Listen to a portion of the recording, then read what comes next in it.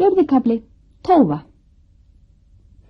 Geir vinnumaður að þvo sér hendurnar í vaskinum í kjallaranum.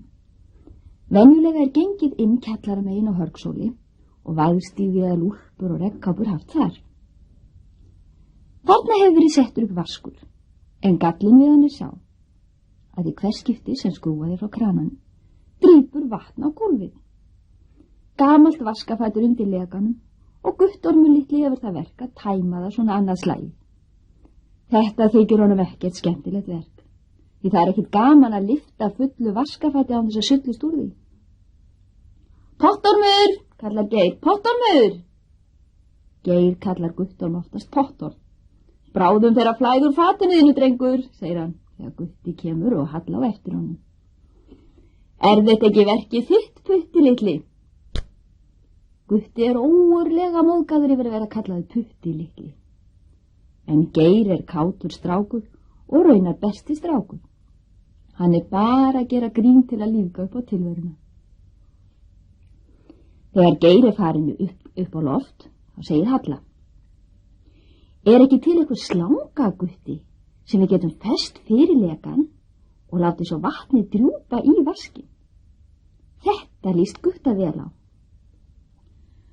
Hann fann einhvers staðar slöngu og lengi þau að baksa við að festa hana með heftiplástri, hérumbil heilli heftiplástursrúllu, fyrir lekan, svo leiða þau slönguna upp með vegnum og yfir vaskin upp við loft. Það hlakkar í þeim því að þegar Hækka tekur í slöngunni, mun drjúpa ofan á það sem skrúfar frá. Bara það verði ekki pabbiðinn, segir Halla áhyggjufull. Hann þvær sér oftast uppið, það verður Geir, segir Gutti sannfærandi. Uppi í eldhúsi verið að drekka eftirmiddagskaffið. Allir eru undarlega þögulir. Það verður að gera eitthvað í málinu, segir Jón húsbóndi loks. Önnur ærin þín orðin lamblaus, Guttormur minn, heldur hann áfram, þegar Gutti og Halla setjast við borðið. Ha! Næru því æpir Gutti og skelfingar svipur breiðist yfir andliti. Hvað kom fyrir lambið mitt? Það hafa fundist bitin lömb hér framfrá. Ætli Tóa óhræsið sé ekki komið í skollavirðina og hafi étið það. Ærin þín hölt, líklega særð á afturfæti. Gutti sárreiður og kemur ekki upp orði. Það ekki nema eðlilegt að hann hati Tófuna. Hann hefur aldrei heyrt tala nema illa Tófur og auk þess verður hann fyrir beinu fjárhagslegu tjóni af hennar völdum. Gísli spyr, ætlarðu ekki fram eftir að reyna að skjóta hana, pabbi? Jú, svarar bóndi, allir reyni það nú ekki.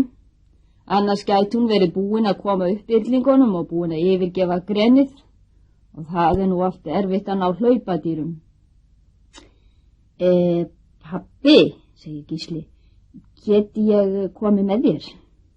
Nei, allir það góði minn. Við þurfum að fara í kvöld og verðum að minnstakosti í nótt og eftir við einni næstu nótt. Sofum í bílnum. Þú þarft að vera heima og mjólka vinur minn.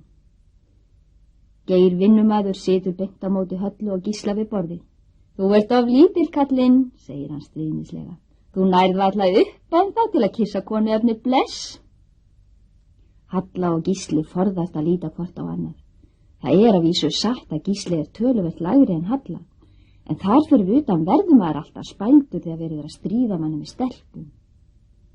Gísli líka í sérlega vondu skapi núna. Verð að fara á Tóu og hann skilin eftir heima við að mjólka þessar árans beljur. Reynd að láta tósast úr þér, kallinn, heldur Geir áfram. Það svo leiðilt að ná ekki upp til að kissa hana þegar þú ferð að fara á Tóu. Þið verðið að vera duglega að hjálpast að í fjósinu, krakkar, segir Jón húsbóndi. Því Geir fer með mér fram eftir í kvöld. Það liggur illa á bræðrunum á Hörgsóli þetta kvöld. Gísli skoðar blað og þungur á brún og þögull. Gutti berst við grátinn, svo reiður hann. Svona, Guttormur minn, segir Valgerður. Það þýðir ekkert að halda áfram að ergja sig yfir einu lambi, góði minn. Það eina sem hægt að gera að skjóta refinn, svo hann leggist ekki á fleira fjö. Svona drífðu þið nú bara í rúmið, kall minn. Ég vek þið svo í fyrramáli til þess að þið verður búin að moka fjósið nógu snemma. Hann Guttormur litli á Hörgsóli fer í rúmið, óurlega fíldur. Halla sest hjá honum. Gísli felur sig bak við blaðið. Þú ætlaðir nú hvort þið að borða lambið sjálfu, Gutti, var það ekki? Spyr Halla lágt. Tófan var bara á undan þér. Ég ætlaði ekkert að éta það sjálfur, þá átt að stakka í sumar. Og svo ætlaði það að láta slátrarann skjóta það og eitthvað steikja það í ofni og smjatta á því. Nú varð örlítil þögn. Tófan þarf að gefa yrklingunum sínum bita í svanginn, Gutti, rétt eins og þú færð að borða hjá mömmu þinni, heldur Halla áfram. Hún þurfti ekkert að taka lambið mitt, hreytti Gutti út úr sér. Hún vond. Þá erum við líka vond þegar við borðum kjöt og fisk. Og finnst þér ekki gott að fá rjúpur á jólunum? Nei, mér finnst það vondar, sagði Gutti úrillur. En hugsaðu þér, Gutti, segir Halla, að búa upp á fjöllum eins og refinni. Eitthvað verða þeir að borða greið. Það enginn sem hjálpar þeim. Þeir verða að bjarga sér sjálfir. Aldrei þarft þú að veiða þeir í matinn. Aldrei sveltur þú á vetuna eins og þeir þegar frostið og snjórin hýlur allt. Auðvitað reynir Tófan að koma upp litlu yllingunum sínum, litlu börnunum sínum. Og þá þarf hún að ná í fugl eða lamb til að geta gefið þeim í svanginn. Þú ættir að vita hver kátir yrklingarnir eru heim í greninu sínu þegar þeir eru litlir, leika sér áhyggjulaust og þurfa ekkert fyrir lífun að hafa. Svo einn daginn, þegar þeir bíða eftir matnum sínum, þá koma menn með byssur og reyna að deyða mömmu þeirra og pappa. Mennirnir ná í þurran mosa, kveikja í honum og tróða honum inn í greni til þeirra og smátt fyllist alltaf reykjarsvælu. Yrklingarnir ná varla andanum. Þeir brölta til að reyna að ná í loft til að anda að sér. Eina ráðið er að komast út. Mennirnir ná þeim þegar þeir eru að reyna að bjarga sér. Þeir taka einn yrkling, Gutti, og til þess að fá hann til að skrækja og kalla mömmu sína sem hafði falið sig þegar hún fann lyktina af mönnunum, þá meiða þeir yrklingin viljandi þar til hann grætur hástöfum og kallar á mömmu sína. Móðirinn heyrir neyðarópin í litla barninu sínu og þorir ekki nærri til að hjálpa því. Mennirnir setja yrklingin í kassabúr og þar grætur hann af hungri, hræðslu og sársauka langt fram á nótt. Kallarnir fela sig á bak við grjóthól. Tófan hefur heyrt í unganum sínum og allan tíman. Þegar kyrrt er orðið nóttina og ekkert heyrist nema skerandi gráturinn í litla saklausa dýrinu, þá læðist hún ofur varlega nær kassabúrinu. Hún finnur ekki lyktin af mönnunum því þeir hefðu falið sig þar sem vindur stendur ekki af þeim. Þegar hún á þessari björtu fögru vornótt reyndi að frelsa ungan sinn sem henni þykir svo undurvæntum, sem hafði sogið spenan hennar og leikið sér svo skemmtilega heim í grenin hennar. Þá tekur annar kallinn upp byssuna og hleypir af. Yrklingurinn heyrir angistar vein hennar og finnur lykt af blóði. Mennirnir koma og rota hann bana höggi með steini. Svona förum við mennirnir með viltu dýrin í landin okkar. Dýrin sem reyna að lifa af veturinn í þessu ískalda landi. Dýrin sem hafa jafn mikinn rétt til að búa hér á við. Og þetta gerum við til þess að geta sjálf étið lömbin. Gísli hefur látið blaðið síga upp, en lætur ekki á því bera að hann hafi verið að hlusta á þessa aðkomu stelpu sem ekki hefur neitt vita búskap. Hann felur sér snöggt aftur á bak við blaðið áður en Halla lítur upp. Gutti er í ærinni klípu. Hann hefur aldrei hugsað máli frá þessari hlið og er enn sárgramur vegna lambsins síns. Pabbi hann segir líka alltaf að það verði að drepa Tófuna ef hún kemur í skollaugðina og mamma segir það líka. Gutti læst vera að sofna og segir ekki orð. Farðu ekki seint í háttinn, krakka mínir, segir Valgerður sem kemur inn í þessu. Gísli þykist orðin of stór til að láta reka sig í rúmið, en Halla býður góða nótt og fer upp í herbergi til Guggu.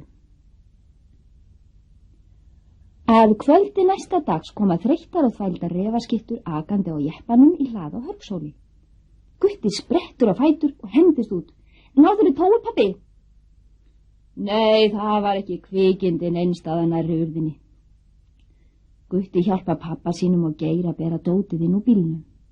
Mest langar hann til að halda á rifflinum, en hann veit að pappans leyfir þeim aldrei að snerta. Gísli segir með nokkrum ánægju svip þegar þeir kom inn í kjallarann, svo þetta var bara fíluferð, ha? Geir, syfjaður og þvældur eftir misheppnaða veiðiferð, þvær sér hendurnar og andlitið við kjallaravaskinn.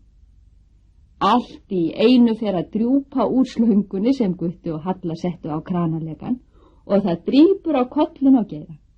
Gutti og Halla veit ekki hvort þau eiga þora að hlæja eða stinga bara af sem fyrst. Geir lítur upp og setur upp reiðilegan svip. Heyrið mig, búið að útbúa sjálfist steypubað á þessum bæ, ha? Og hvað kostar að fá afnot af þægindunum? Kostar það smá hasar eftir vill? Hann gerir sér líklegan til að ná í krakkana með rennblautum höndum, svo þau stökkva skríkjandi upp í eldhús. Krakka bjannarnir, hnussar í Geir sem hann þurrkar sér hárið. Síminn hringir, löng, stutt löng. Það ekki komin sjálfvirkur síma á Hörgsól, hver bær á sveitalínunni hefur sína sérstöku hringingu. Löng, stutt löng á Hörgsóli. Hvað, þetta var hingað, segir Valgerður og svarar í síman. Já, komdu blessaður. Jú, það hefur verið lagst á fé hjá okkur. Já, við hefum orðið vör við bitið fé líka.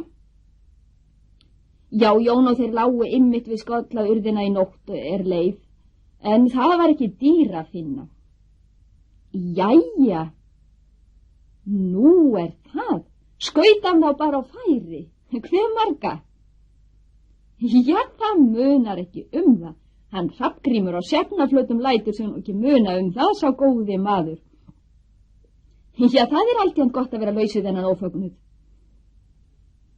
Halla sárreið og vonsvikin á svipin hún heyrir Valgerði segja þetta í síma. Hallu finnst eiginlega þessi ógurlegi Hrafngrímur á Sjafnarflötum vera meiri ætt við refin þar sem hann býr einn uppi á fjöllunum. Allir sitja þögulur í eldhúsinu. Valgerður loksins búin í símanum. Hún fór að tala heima og geima áður hún hætti. Þetta var hann Sigurður á Fjalli í símanum. Þetta reyndust vera flokku hundar 5 saman sem enginn kannaðist við, sem lagst hafa á fé. Þeir voru eflaust langt aðkomnir og hefur sést til þeirra á flakki sveitirnar. Hann Hrafngrímur kallinn á Sjafnarflötum skaut þá alla á færi, alla 5. Sá þá verið að eltast við fé og sótti riffilinn. Hún Guðrún á Fjalli ætlar að skreppa suður til dóttur sinnar og eitthvað fleira var að frétta sem Halla hafði ekki áhuga fyrir. Hún sér Hrafngrím fyrir sér, mikilúðlegan, skapstyggan, snarast út með riffilinn og miða. Hvernig skildi bærinn hans og Sjafnarflötum líta út? En það má víst enginn koma þangað. Það var eitthvað svo heillandi fagurt þarna upp frá, inni milli fjallana, þar sem enginn vegur liggur, engir fá að koma nema fuglinn fljúandi. Best að leggja sig eftir allt volkið, segir Geir. Eftir fíluferðina meinaru, segir Gísli.